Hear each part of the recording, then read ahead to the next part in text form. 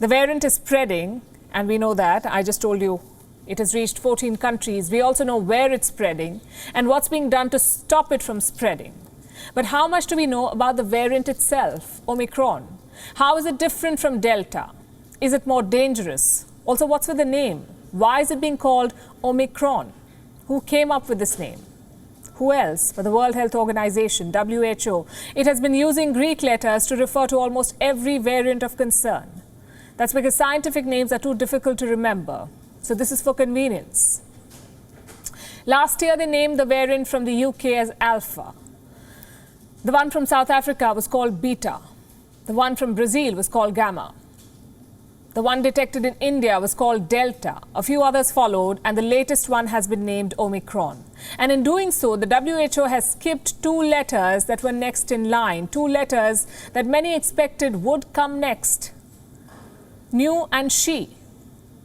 In the Greek alphabet, these letters come before Omicron. They have no variants named after them. The WHO has decided to skip them. Why has it done so?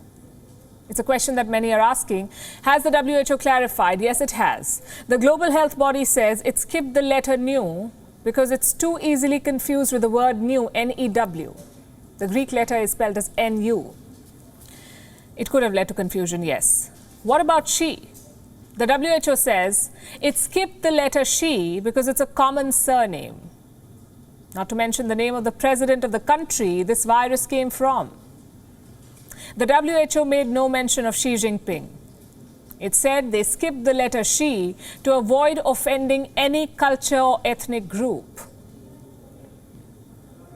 Some say it's a fair justification. Others say naming a variant She would have been poetic justice. American Senator Ted Cruz says the WHO skipped the letter She because it's scared of the Chinese Communist Party.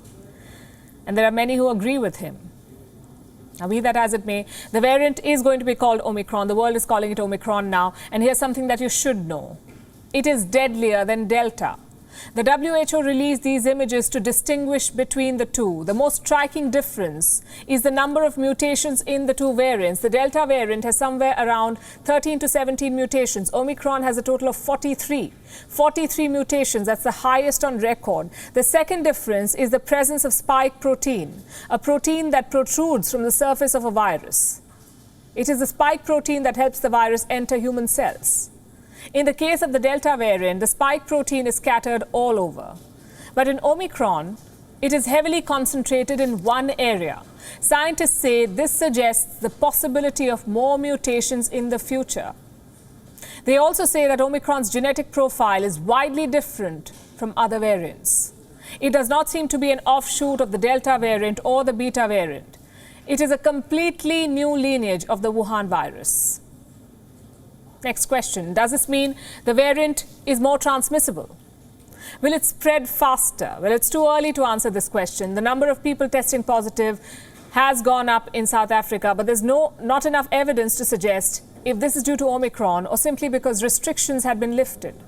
Studies are still underway to establish either. What about Omicron's severity? Will it make people more sick? Again, there's no clarity, no clear evidence to state if the symptoms associated with Omicron are more severe than other variants. However, the initial cases in South Africa were among university students, younger individuals who developed mild symptoms. So there are fears that this variant could target the youth more easily compared to other variants. There are also fears of reinfection. The World Health Organization says people who previously had COVID could become reinfected more easily with Omicron. They're more at risk, apparently. But this finding is based on preliminary evidence. More information is needed to confirm it. What about vaccines? Will they work on this variant? Again, there is no clarity, no clear answers. Scientists do not know how vaccines will fare against the Omicron variant. But given the fact that it has 43 mutations, this variant has the potential of evading vaccine-induced immunity. To what degree? Again, no one knows. We'll have to wait for scientific studies to conclude. So don't panic just yet. It is important to know the kind of symptoms this variant is causing. Doctors in South Africa have made certain observations, and you must listen to this. The most important observation is this regarding Omicron. Patients infected with this variant are not reporting a loss of taste or smell. They're also not seeing a major drop in oxygen levels. Omicron is causing, quote unquote, unusual symptoms like intense fatigue and a higher heart rate. Symptoms that are not as prevalent in the previous variants.